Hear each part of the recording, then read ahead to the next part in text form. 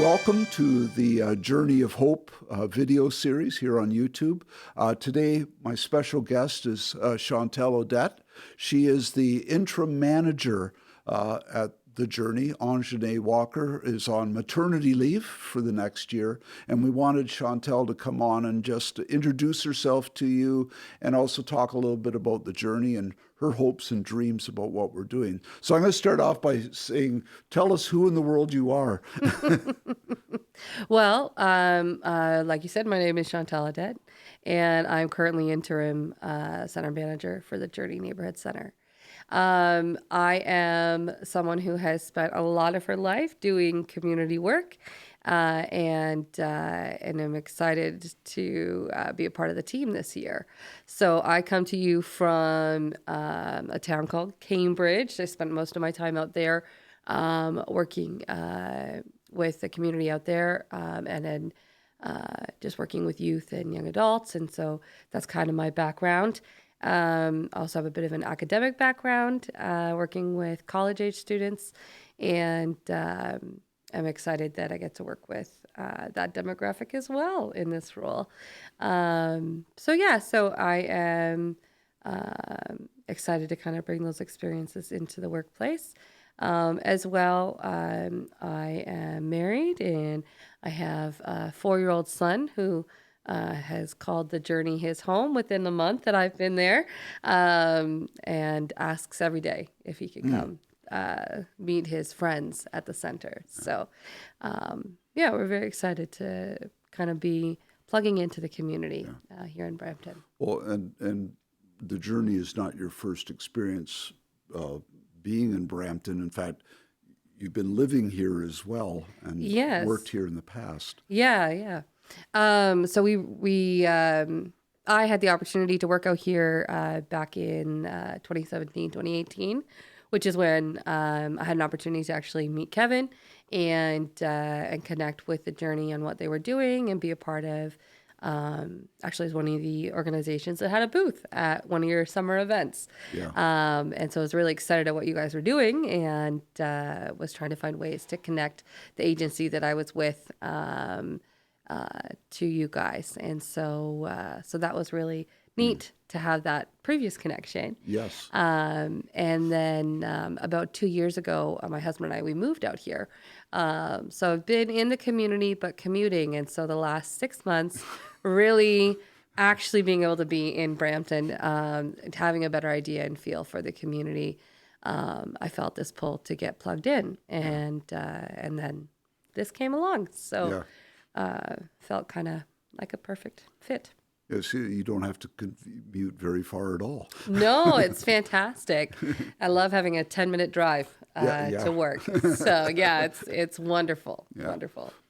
Why the Journey? Why in the world would anyone apply to work at the Journey? You know, I always tell people we're just on the verge of chaos. I think for me, a lot of my jobs have been organized chaos. So I love to embrace that. Again, the heart of who I am comes down to really genuinely just loving people and a desire to work with people. And so when I saw the opportunity present itself, it was one of those, this seems like a perfect fit. It's in our community that we're in, and we're aware of, some of the challenges occurring in the city, and just trying to figure out how do I put my years of experience to work somewhere that would allow me to plug in. And so it was just a really neat timing of things. And so for me, I'm excited to kind of be in the community again, and just to be able to really get a feel for the needs that are there. And like I said, I mean, I had previous knowledge of what you guys are doing. And so just being able to be a part of that was exciting and is exciting for me.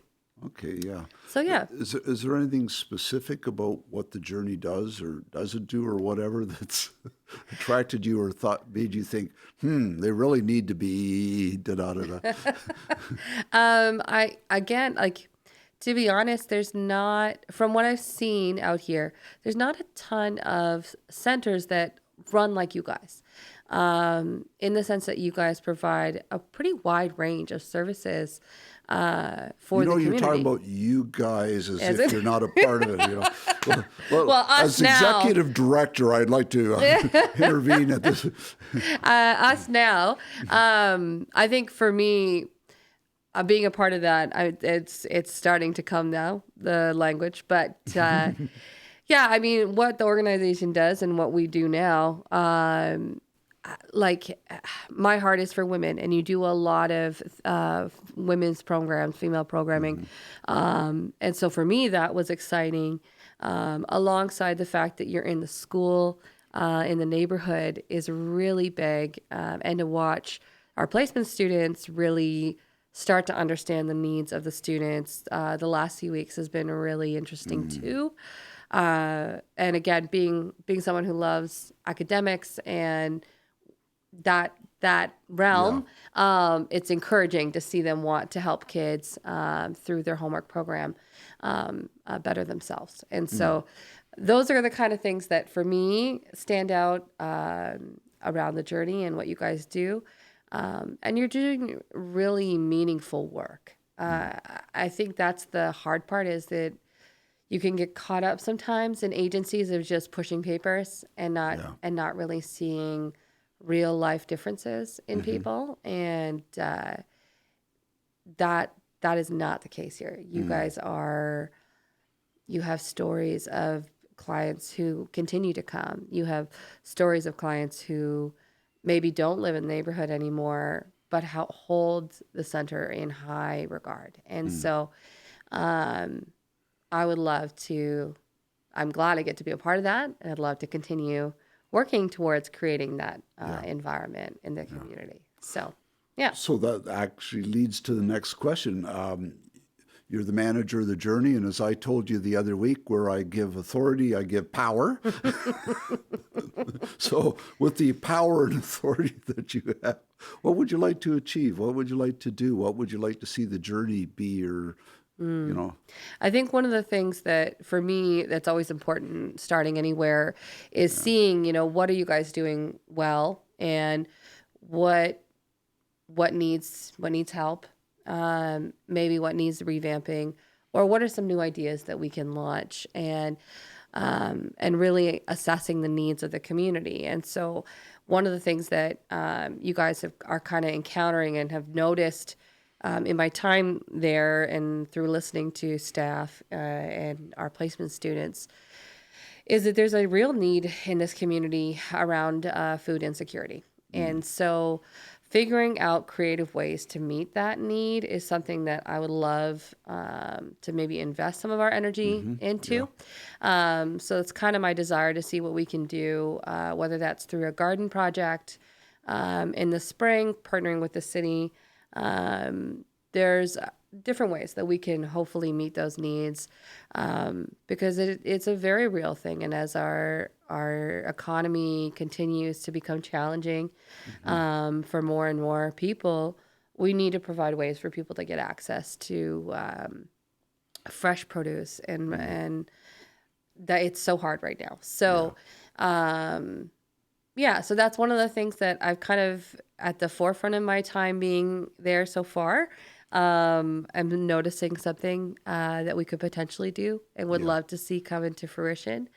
And then outside of that, just really seeing the kids programming going so well this year, and really trying to build on that for our March break, which we decided to do March break programming this year, and we're already booked up solid. We have no more spots left, and we're actually overbooked, which was, for me, that's very encouraging. That's the first kind of bigger thing that we're running. And to see that fill up within a week and a half of registration opening was huge. Cool. So it has me thinking about summer and how do we want to run our summer programming and camps and meet those needs as well, considering we had such an onslaught of kids registered for March break. So Yeah. those are just kind of some things that initially come to mind right now. But then outside of that, like just the ability to connect with the people in the community on a level where we're meeting needs and being able to identify that. So my hope is in the next few weeks to start identifying, what are the current needs of the community and how can we, pinpoint some of them that we might be able to meet over the next year. Yeah, yeah. Yeah. On a personal level, during your time at the journey, what do you hope to be and get and do? Yeah. I think for myself, just be able to grow in my ability to listen. I feel like listening is a key skill that's needed when it comes to working with people. And not that I don't listen to people, I do. But just creating that space for people to share their stories and carve out time and not get caught up on the to-do list, but to make the space. I think for me, that's something I really just want to make sure that I make the space to really get to know the people in the community. And I know I'm only here for a short time, but I think for me, that's something I would love to see grow a little bit. And just be more comfortable in the community personally. My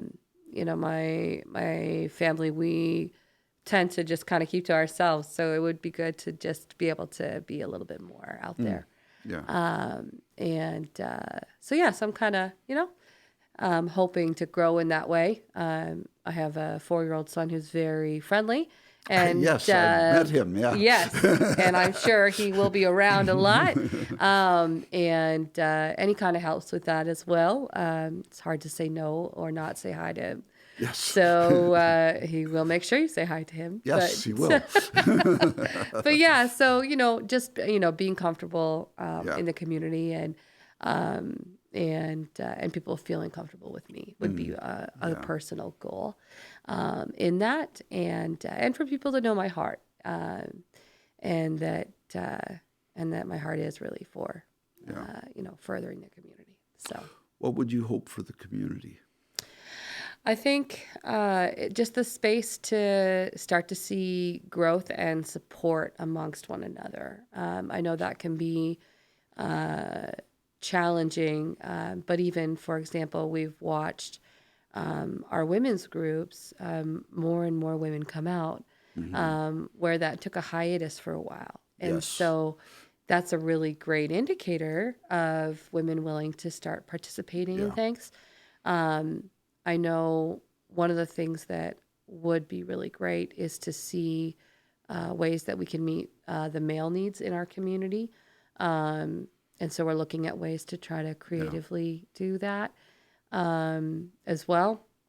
And so I've told my husband he's going to be dragged along with me. But knowing families in the community, we're hoping to, really just set that tone of, everybody in the community matters. So I think that's something that, I would love to see is just growth on the sense of engagement and allowing for people to feel like they're supported.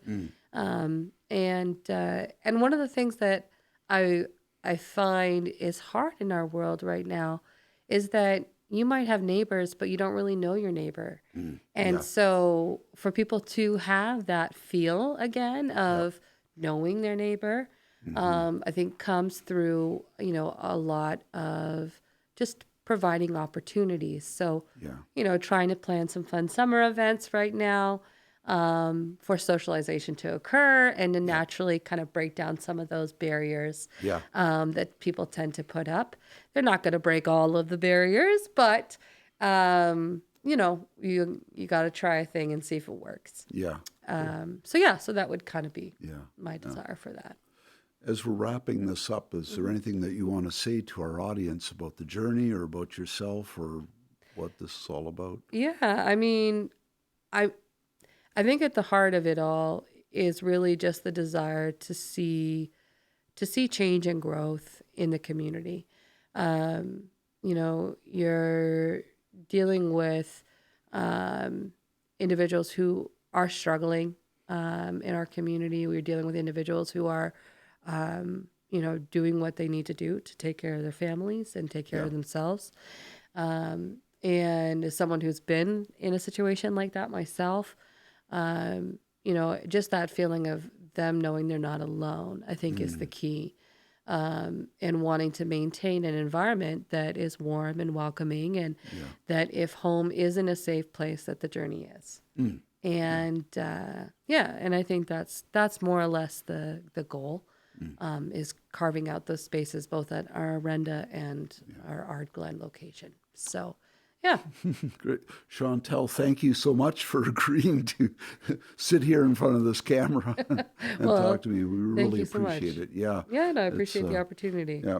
And we want to thank you for watching this all the way to the end on our journey to hope, and take care. Bye.